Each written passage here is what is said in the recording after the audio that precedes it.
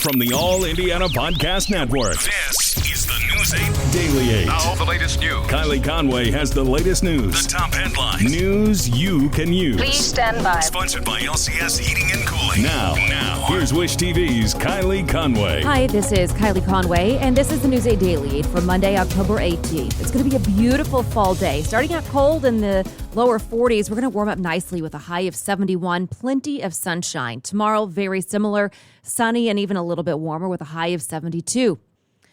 And this morning, the news broke that the family of Colin Powell says the first black Secretary of State has died. According to a Facebook post by the family, Powell died from complications with COVID-19. Powell was a leader in several Republican administrations. He helped shape foreign policy in the U.S. in the last years of the 20th century, early years of the 21st. Powell was 84 years old.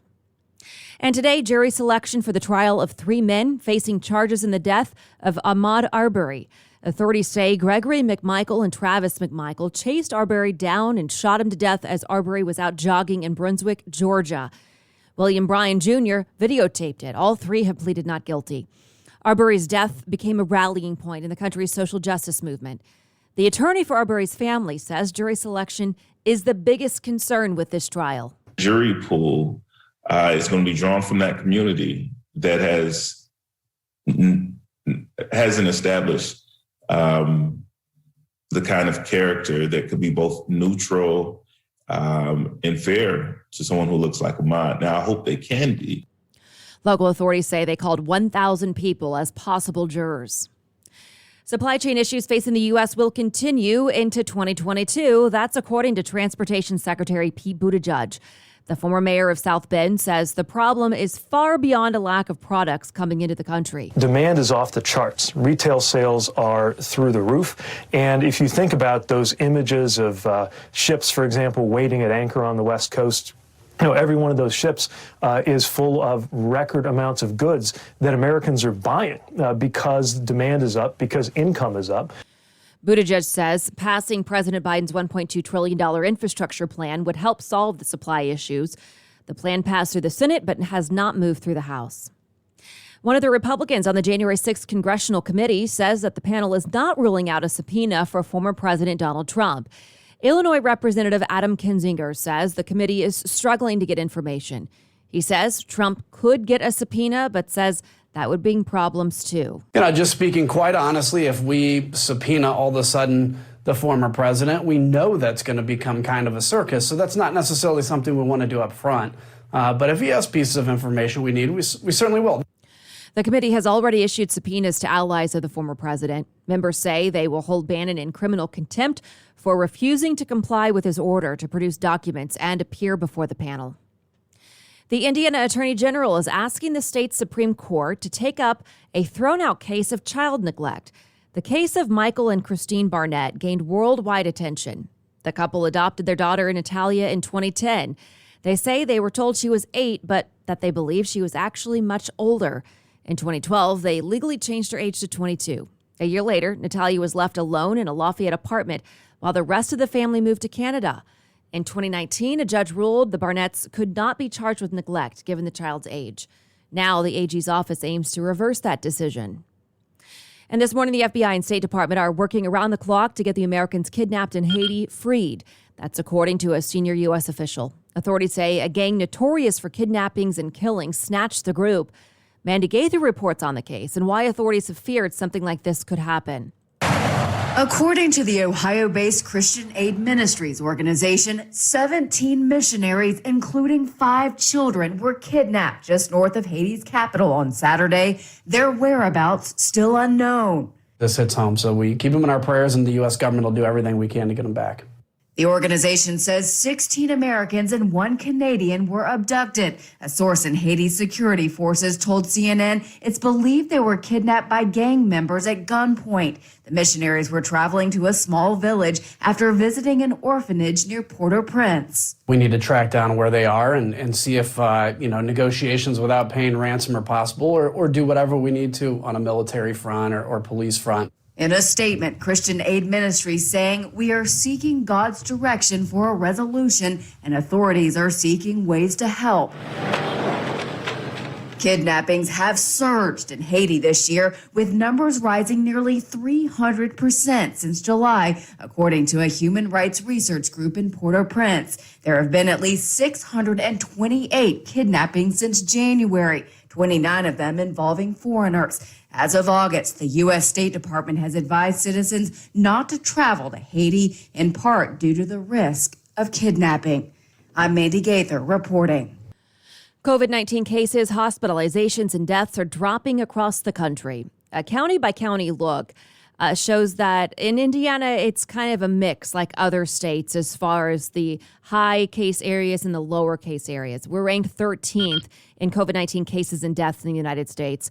A total of 996,341 cases and 16,245 deaths have been reported, according to the data from Johns Hopkins University. The data is also being reported by Indiana's Department of Health. The chart that was released by the State Department includes the last update on the 14th, and it shows substantial decreases in the number of positive cases compared to the same time last month. Dr. Anthony Fauci spoke during an appearance on Fox News Sunday. He says that there are still many unvaccinated Americans, and if vaccination numbers don't go up, there could be a danger of resurgence. We still have approximately 66 million people who are eligible to be vaccinated who are not vaccinated. The degree to which we continue to come down in that slope will depend on how well we do about getting more people vaccinated. Dr. Fauci also addressed the timeline for children 5 to 11 years old to get their COVID-19 vaccine. He says the FDA will be looking at the data from Pfizer and will make a regulatory determination by the end of October. Then the CDC will also look at the data and make its recommendation in November. Franciscan Health will hold another vaccination clinic today. It runs from 3 to 6 at Franciscan's Columbus location. COVID, shingles, pneumonia, and flu vaccines will all be available. Patients are asked to bring your insurance card and dress appropriately to make the vaccine process a little easier. Patients must be at least 6 months old or older to be seen. The foster parents of 4-year-old Judah Morgan say the state did not do enough to prevent his death. Morgan's father is now charged with murder and neglect. His mother faces charges as well. News 8's Stephanie Esquivel reports. Judah's life will not go in vain. I can promise you that. Judah Morgan's body was found Monday morning inside the home of his birth parents in LaPorte County. Court documents say Judah's body was covered in bruises. Listen to the warnings, look for the red flags. When officers interviewed Judah's birth mother, Mary Yoder, she admitted he was often beaten. She also told officers that Judah's birth father, Alan Morgan, would keep him locked in the basement for days at a time. In this particular case, they just simply didn't do their job. They didn't do what they were supposed to. They didn't follow up. Had they followed up, they would have seen the red flags. Gina Hollett was Judah's foster mom and second cousin. She says the Department of Child Services is to blame for this tragic outcome. According to her, not only did they fail to follow up on Judah, they also failed to file the correct paperwork in the 4 years she had custody of him. Termination of parental rights on 2 different occasions, and for some unknown reason, they failed to do so, and all he could do was apologize, and he said they just had to start the case over. Both of Judah's birth parents are facing charges. His foster family says that is not enough. We want to share Judah with the world and make sure that there's justice for him and make sure that it doesn't happen for anybody else. Hollett says she's glad Judah is no longer suffering, but wants to tell him one last thing. That I'm sorry. We miss and love him.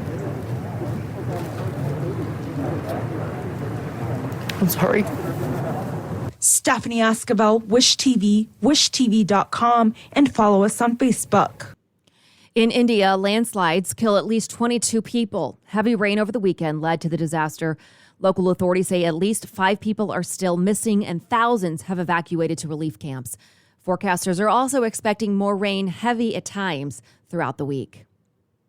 The Colts score a big win at home. The Colts beat out the Texans with a final score 31-3. News 8's Charlie Clifford breaks down how the team's feeling after a much-needed win.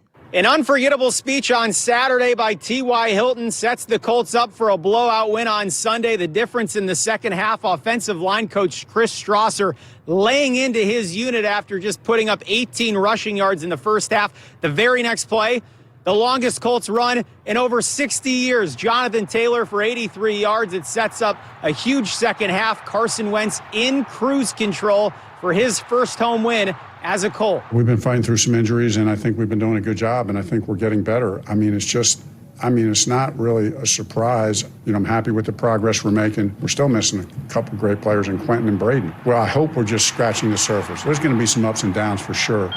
But in all three phases, we just need to continue to get better. Excitement, obviously, not just the first win, but a big divisional opponent. Getting this win and kind of, again, having those big plays. It's a build off of what we did last week and the way we were actually able to finish this game the right way. I think it was huge for us as we keep going. The crowd brought the energy, man. It's a little emotional running out the tunnel. Just hearing those fans, man, it makes it all worth it. And then being in the locker room with this team, these group of guys, man, it's unbelievable. And just the energy, the juice that I bring to them, man, you seen it today, man. They just feed off my energy. Doing this, trending, that's something that we talk about all the time throughout the week of practices. We want to be able to trending upwards. It's a long season. You don't want to peak right now. You want to be peaking at the end of the season. Build off the dominant performance, and thank God the performance that we did on Monday night, everybody see the loss, but nobody saw how we was getting better there. So we build off that, and hopefully we can keep building from here. Frank Reich does not believe T.Y. Hilton's quad injury is serious. Darius Leonard cards his 9th career interception, the most of any linebacker across the NFL over the past 4 seasons. Carson Wentz, 9 touchdowns to only 1 interception, the most error-free football of any quarterback in the NFL through 6 weeks. Charlie Clifford, Wish TV, wishtv.com, and follow us on Facebook. Some new praise for Carmel. Small business resource company Advisor Smith calls it the safest mid-sized city in the country. Carmel's overall crime score was calculated by the company, says it beats the rest in the category by a wide margin, well ahead of even the second-place town, Sugar Land, Texas. Brown County State Park has a new biking trail. The Lime Kiln East Trail runs for 1.6 miles inside the park. It's a beginner-level mountain biking trail. The DNR says it's the second of 3 new routes going in through a $200,000 grant to the Hoosier Mountain Bike Association. It's part of a project to give the park a total of more than 43 miles of mountain bike trails. This has been your News 8 Daily 8 for Wish TV. I'm Kylie Conway. Online at wishtv.com and follow us on Facebook when you search Wish TV. The News 8 Daily 8 is sponsored by LCS Heating and Cooling. Be sure to like and subscribe to this podcast on News 8 Daily 8 with Kylie Conway. And be sure to discover even more great podcasts now at allindianapodcastnetwork.com.